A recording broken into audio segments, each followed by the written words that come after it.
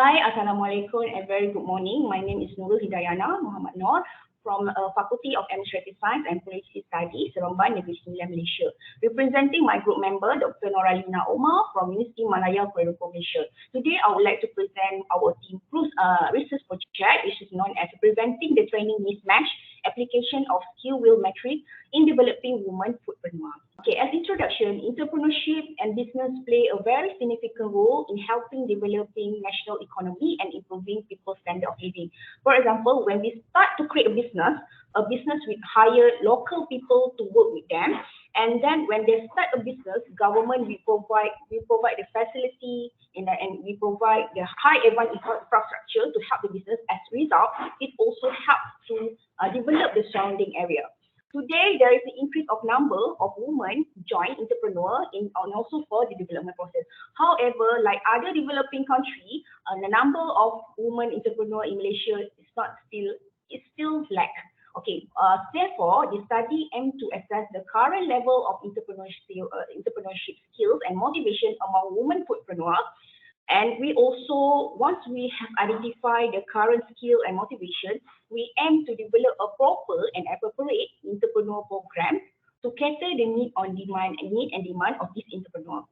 Okay, we received a funding from Ungu Aziz Center of Development, Universiti Malaya, and then they provide us a funding to develop a training program for selected women entrepreneurs. Therefore, before we conduct this training program, we need to assess the level of skill and also the motivation.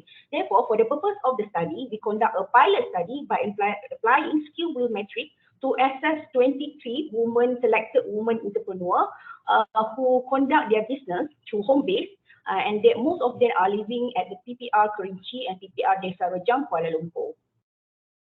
Okay, as I told before, to become a businesswoman or woman entrepreneur in Malaysia is not easy. They face many challenges as compared to male entrepreneur.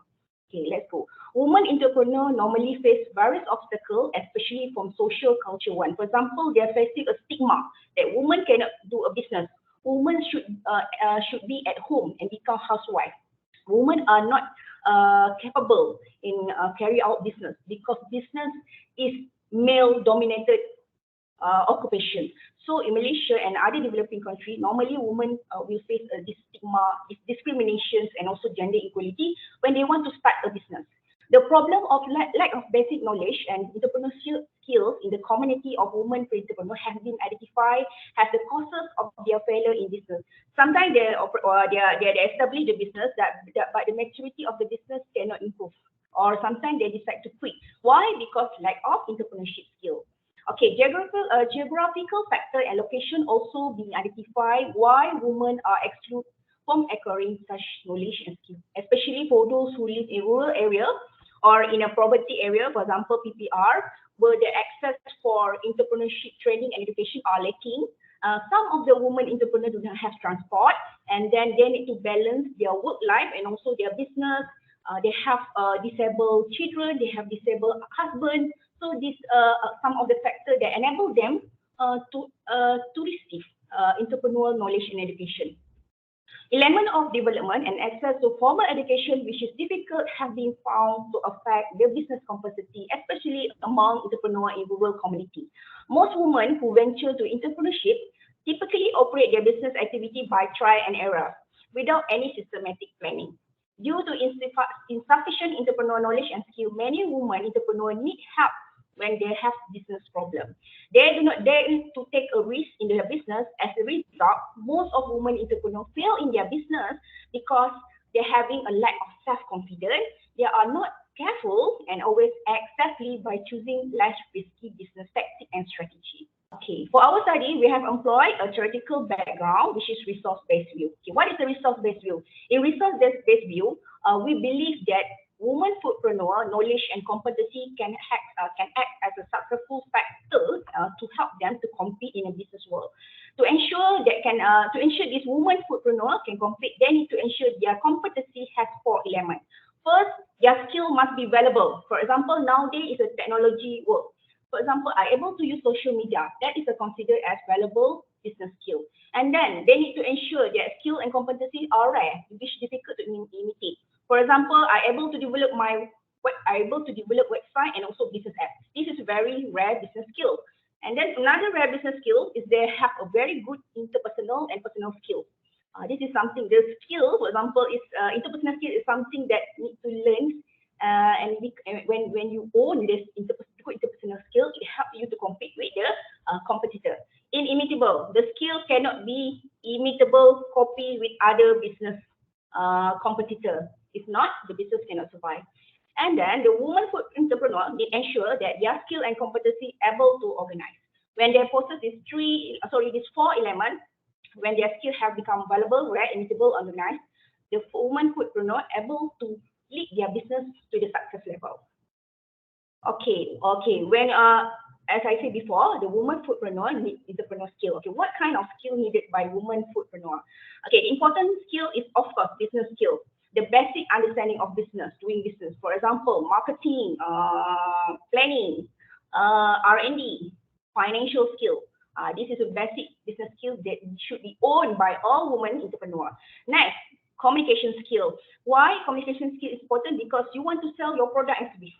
You need to communicate to the customer.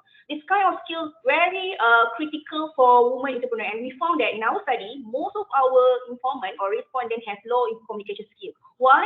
Most of them are coming from PPR, B40, low income category. So some of them are shy and afraid to communicate. This can affect their business sales and production.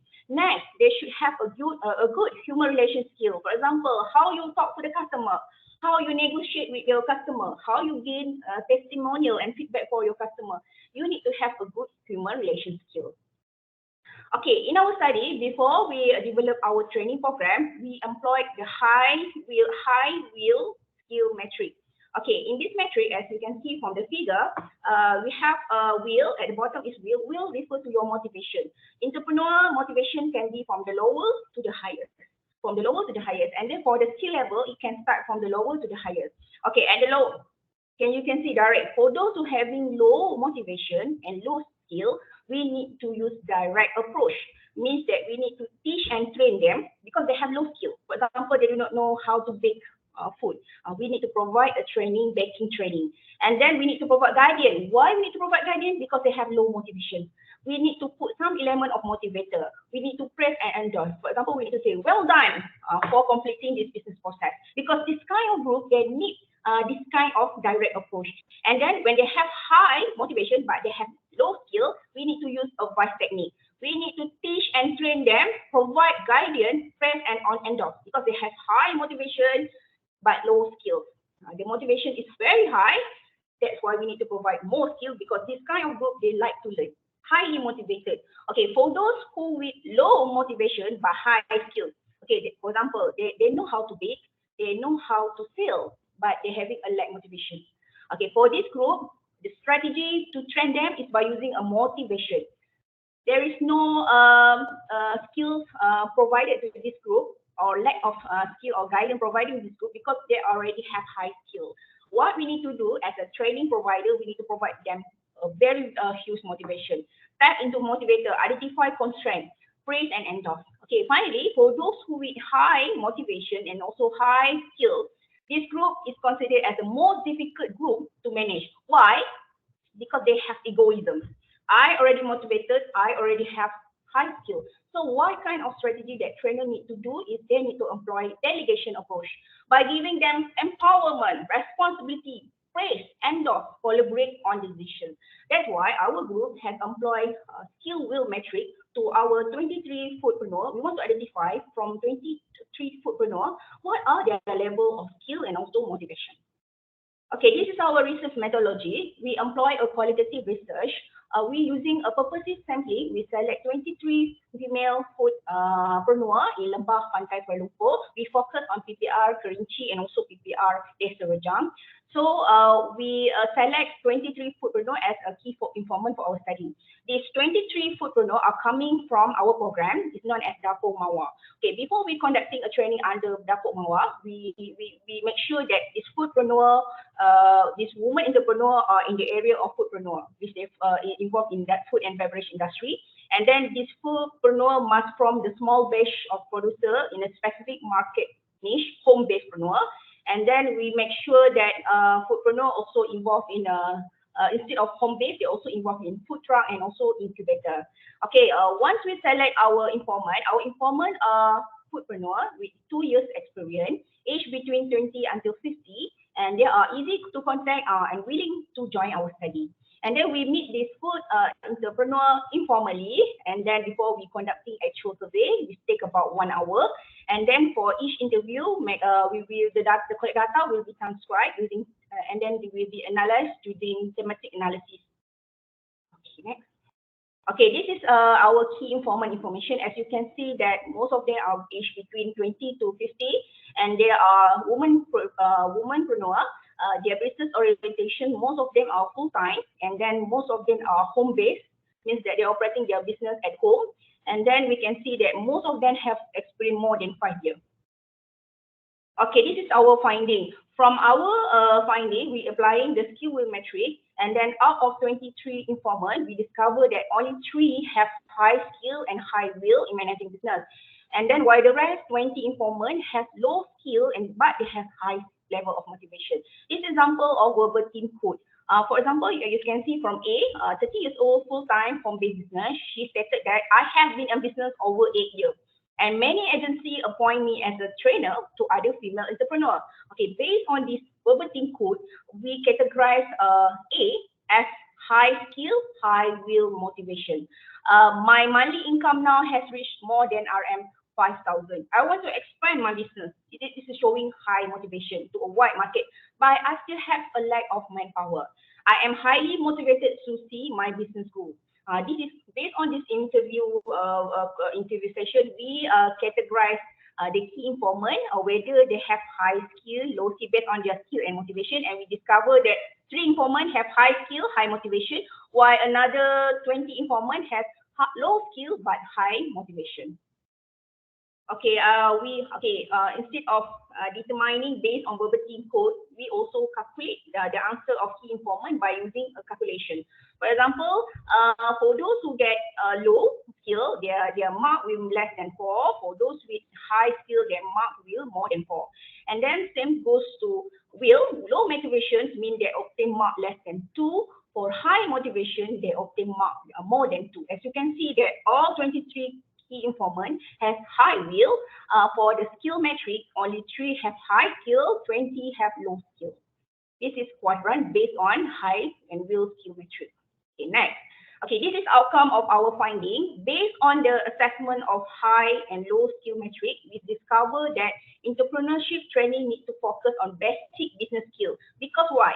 20 key informant has low skill business competency.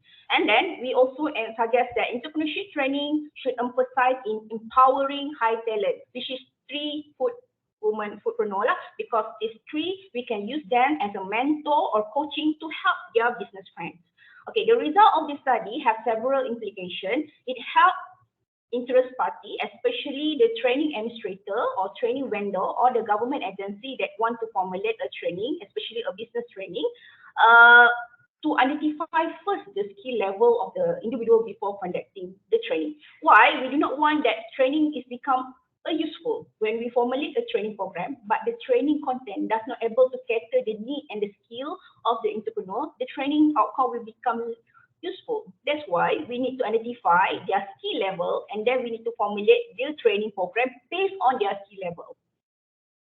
Okay, once we have identified the skill and will level of our informant, we formulate a Dapur Mawar.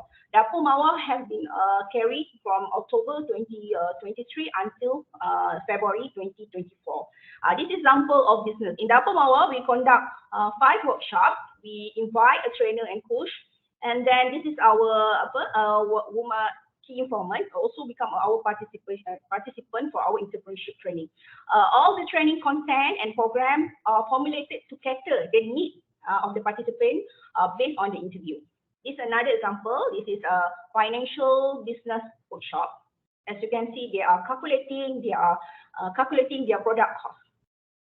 Okay, as a conclusion, by employing a skill wheel metric, the study aims to examine the willingness and also the skill of 23 food womenpreneur. The study result have discovered that out of 23 informants, only 3 informants have high skill and high will in managing business.